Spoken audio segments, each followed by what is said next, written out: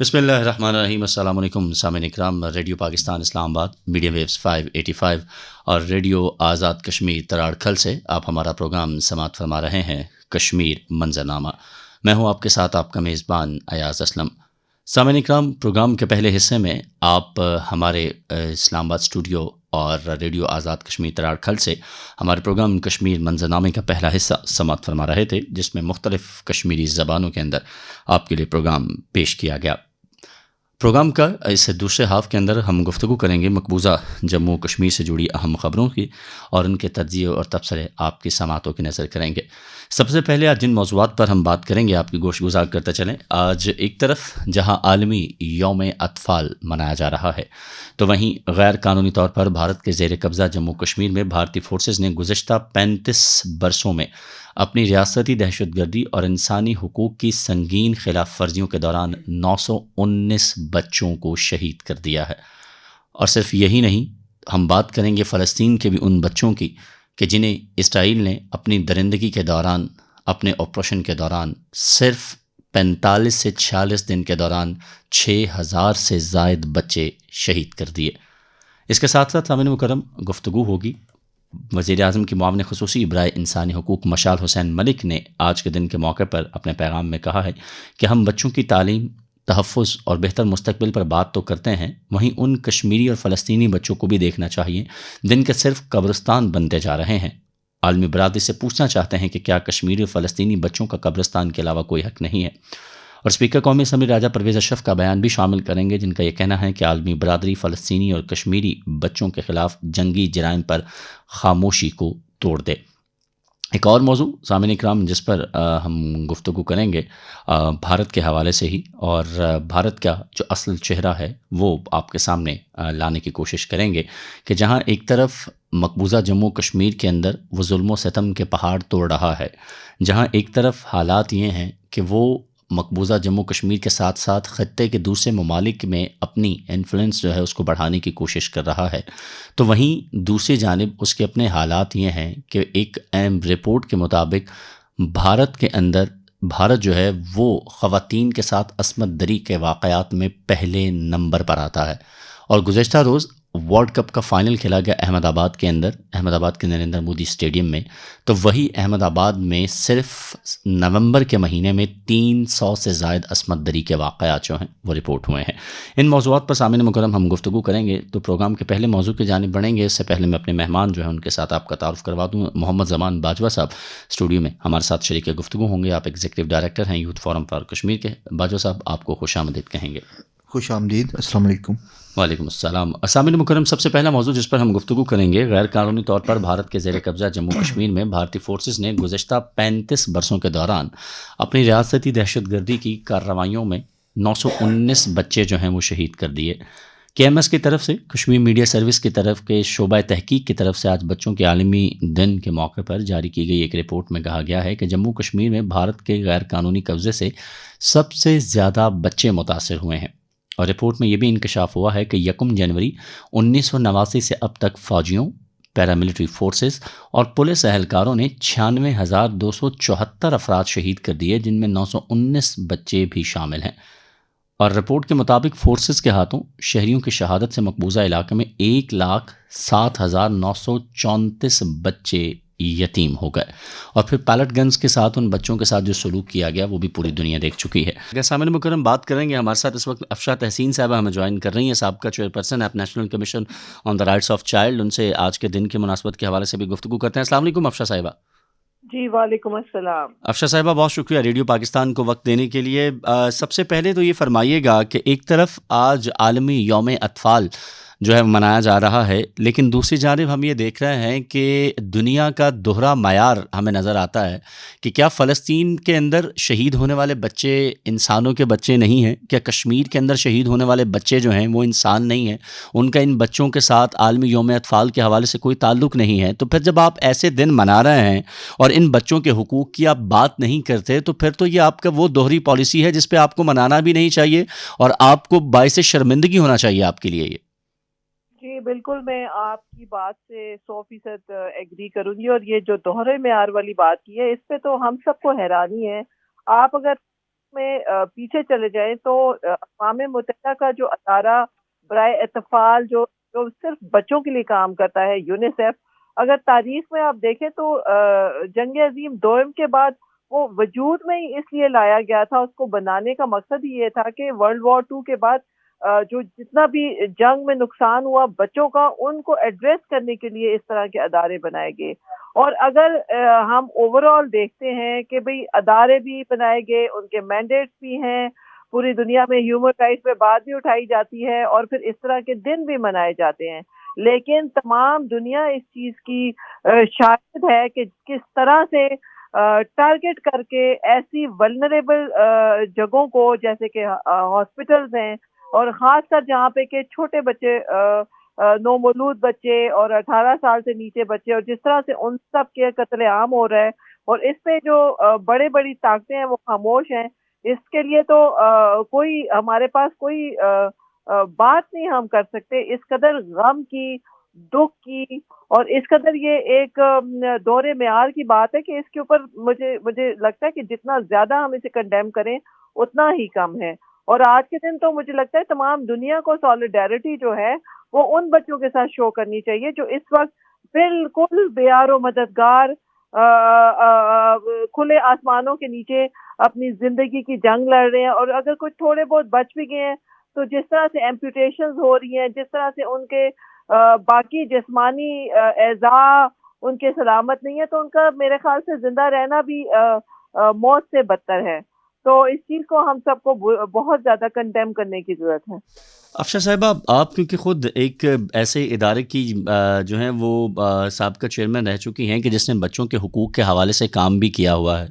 ہم صرف اگر پاکستان کے حوالے سے بھی بات کرتے ہیں تو ظاہر ہے ایک چیئر پرسن ہونے کی حیثیت سے آپ یہ جانتی ہیں بخوبی کہ بچوں کے مسائل کیا ہوتے ہیں اور بچوں کے حقوق کے لیے کیا کام جو ہے وہ کرنے کی ضرورت ہوتی ہے۔ تو یہ فرما دیجیے گا کہ کیا آپ کے خیال میں عالمی سطح پر اب ہمیں کن چیزوں کی ضرورت ہے، خاص طور پر اگر ہم بچوں کے حوالے سے بات کریں اور ان کے حقوق کے حوالے سے بات کریں کہ ان کو ایڈریس ہونا چاہیے، اور وہ ادارے جو اس کے لیے کام کر رہے ہیں، چاہے وہ اقوام متحدہ کے ادارے ہوں یا عالمی سطح پر وہ ادارے ہوں، وہ ان بچوں کے حقوق دلوانے میں اپنا کردار ادا کر سکیں؟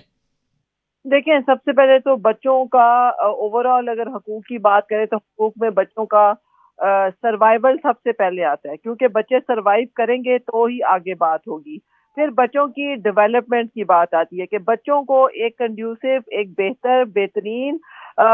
جو ہے فضا میں ان کی پرورش کرنے کی ضرورت ہے، اور اس کے بعد بچوں کے زندگی سے متعلق جو معمولات ہوتے ہیں ان میں ان کی شمولیت اور مؤثر طریقے سے، ان کی ایکٹیو طریقے سے شمولیت بھی بہت ضروری ہے۔ اور یہ تمام وہ چیزیں ہیں جب تک کہ ہم بچوں کو ایک بہت ہی مثبت انوائرمنٹ نہیں دیں گے، ہمارے بچے جو کہ کسی بھی ملک کا آنے والا کل ہوتے ہیں، مستقبل ہوتے ہیں، وہ اس سوسائٹی میں بڑے ہو کے ایک بہت ہی مؤثر طریقے سے اپنا کردار ادا نہیں کر سکتے۔ تو تمام دنیا کے حوالے سے پاکستان کے اندر بھی اور پاکستان سے باہر بھی بہت بڑے بڑے مسائل ہیں، جس میں چائلڈ لیبر بہت بڑا ایشو ہے، چائلڈ ایبیوز بہت بڑا ایشو ہے، بچوں کا تحفظ، پھر بچوں کو جو بہت ہی چھوٹے بچوں سے جو جبری مشقت کرائی جاتی ہے، پھر ٹریفکنگ ایک بہت بڑا ایشو ہے جو کہ میرے خیال سے ایک ملک سے کے اندر بھی اور ایک ملک سے دوسرے ملک کے ساتھ بھی منسلک ہوتا ہے، کہ چھوٹے بچے چونکہ ولنریبل ہوتے ہیں، ان کو آپ آسانی سے کسی بھی طرف راغب کر سکتے ہیں، ان کو ایکسپلائٹ بھی کر سکتے ہیں، اور بہت سارے آپ دیکھیں کہ غربت کی وجہ سے والدین جو ہے وہ اپنے بچوں کو آگے پیش کر دیتے ہیں۔ تو یہ تمام ایسی چیزیں ہیں جس کے اوپر، اور ان سب سے بڑھ کے سب سے زیادہ بچوں کی تعلیم کا حق جو ہے وہ ہمیں لگتا ہے کہ ان کا بنیادی حق ہے۔ تو یہ کوئی ایک حق تو اگر آپ دیکھیں مینڈیٹ تو یہ ہوتا ہے کہ کسی ایک حق کی بات نہیں کرتے، آپ تمام حقوق کی مشترکہ بات کرتے ہیں۔ تو جس طرح سے میں نے پہلے کہا کہ بچوں کا سروائیول ہونا، ڈیولپ ہونا، ان کا پروٹیکشن ہونا، تو یہ تمام چیزیں جو ہیں ہمارے ملک میں، اور جو ہمارے باقی ہمارا ملک دیکھیں جس طرح کی یہ national commission the rights of child ہے، یہ ڈائریکٹلی یو این کی آبلیگیشن کے طور پہ بنایا گیا تھا، کیونکہ پاکستان ان ممالک میں سے تھا 1989 میں پہلا مسلم ملک تھا جس نے کہ یو این کے سالوی بچوں کے معاہدے کو، U N C R C کو نہ صرف سائن کیا تھا بلکہ اس کو ریٹیفائی بھی کیا تھا۔ تو یہ چونکہ پاکستان کا ادارہ بنا ہی یونائٹڈ نیشن کی آبلیگیشن کے طور پہ ہے، تو پھر یہ بہت بڑا ایک ذمہ داری عائد ہوتی ہے ہمارے اپنے ملک پہ بھی، اور پھر یہ جو عالمی ادارے ہیں یونائٹڈ نیشنز جیسے، کہ جو اصلاحات دیتے ہیں، جو ایک طرح کے اس طرح کے جو لیگل انٹرنیشنل انسٹرومنٹس کو جب ریٹیفائی کیا جاتا ہے تو دو طرفہ ذمہ داری عائد ہوتی ہے کہ ان ممالک کو سپورٹ بھی کیا جائے تاکہ وہ بہتر طریقے سے اپنے ملک کے اندر اپنے بچوں کو پرورش کر سکیں، تحفظ دے سکیں، اور ان کو وہ تمام سپورٹ پرووائڈ کریں تاکہ ان کے جو حقوق ہیں وہ بہترین طریقے سے پورے ہو سکیں۔ افسر تحسین صاحبہ، آپ کی موجودگی کا فائدہ اٹھاتے ہوئے میں جاننا چاہوں گا، اگر ہم اسپیسیفکلی پاکستان کی بات کرتے ہیں تو متعدد اوقات میں ہم نے دیکھا کہ ملک خداداد کے اندر بچوں کے حوالے سے جو ہے وہ قوانین بھی سامنے آئے، جس طرح آپ نے اپنی گفتگو میں بھی اشارہ کیا کہ خود یو این کے چارٹرڈ سے کچھ اصول جو ہے وہ وضع کیے گئے پاکستان کے اندر بچوں کے حقوق کو لے کر، لیکن ابھی بھی ہم دیکھ رہے ہیں کہ ہمارا ایک بڑا طبقہ، بڑا ایک نمبر جو ہے وہ اسکولوں سے باہر ہے، اور بچوں کے حقوق کے حوالے سے شاید کہیں نہ کہیں ہمارے معاشرے کے اندر اس طرح سے آگاہی بھی نہیں ہے اس قدر کہ جس طرح ہونی چاہیے، خاص طور پر اگر ہم ان ایریاز کی بات کریں، ہم دیہاتی علاقوں کی بات کریں، ہم اگر کے پی کے علاقوں کی بات کر لیں جو فرلانگ ایریا ہیں، جو اسی طرح جنوبی وزیرستان کی بات کریں، ہم بلوچستان کی بات کریں، کہیں نہ کہیں بہت سے ایسے مسائل ہیں جو ہمارے بچوں کے ساتھ درپیش ہیں۔ تو بطور چیئر پرسن جب آپ وہاں تھیں، اس ادارے کے ساتھ منسلک تھی، تو آپ نے کیا فیل کیا کہ کون سی چیزیں ایسی ہیں جن کو ایڈریس خاص طور پر ہمارے ملک کی حد تک اگر دیکھا جائے تو ان کو ہونا چاہیے؟ جی، بہت ہی مجھے لگتا ہے کہ آپ نے بہترین اور بہت ہی ریلیونٹ اور بہت ہی اہم سوال کیا ہے۔ اگر آپ دیکھیں تو مجھے یاد ہے جب میں چیئر پرسن تھی اور ایک دفعہ میں او آئی سی میں اپنے ملک کی بیسٹ پریکٹسز کے حوالے سے مجھے انوائٹ کیا گیا تھا کہ میں بات کروں، تو اس وقت میں نے بہت سوچا اور پھر جو چیز بہت ایک بڑی چیز نکل کے سامنے آئی کہ آرٹیکل 25A ہمارے ملک میں یہ ایک ایسا گفٹ ہے جو کہ پاکستان کے بچوں کے لیے ہے کہ انڈر دا آرٹیکل 25A بچوں کو فری میٹرک تک کمپلسری ایجوکیشن جو ہے وہ دینا حکومت کی ذمہ داری ہے۔ لیکن آپ فوراً اس کی دوسری طرف آئیں گے کہ اتنے بڑے گفٹ جو ایک میں سمجھتی ہوں کہ ایک بہت بڑی ڈیولپمنٹ تھی پاکستان میں، لیکن ابھی تک اگر آپ پچھلے کئی دہائیوں سے بھی دیکھ لیں تو ہم 2% تک بھی اپنے پورے بجٹ کا 2% بھی کبھی ایجوکیشن پہ نہیں لگا سکے۔ تو سب سے بڑی وجہ ایک طرف دیکھیں تو غربت ہے، بہت سارے والدین غربت کی وجہ سے اپنے بچوں کو اسکول نہیں بھیجتے، اور وہ فری اور کمپلسری ایجوکیشن کا کانسیپٹ تو وہاں پہ جو ہے وہ میٹیریلائز نہیں ہوتا۔ دوسری طرف آپ دیکھیں تو جس طرح آپ نے خود ہی بات کی کہ بہت سارے جو ہمارے